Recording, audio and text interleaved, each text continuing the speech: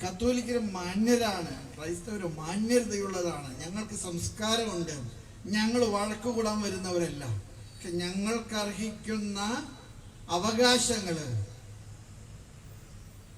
മറ്റുള്ളവർക്ക് കൊടുത്തിട്ട് ഞങ്ങളെ പരിഗണിക്കാൻ സന്മനസ് കാണിക്കാത്ത രാഷ്ട്രീയ കക്ഷികളെ തിരിച്ചറിയാനുള്ള ബുദ്ധിയൊക്കെ ഞങ്ങൾക്കുണ്ട്.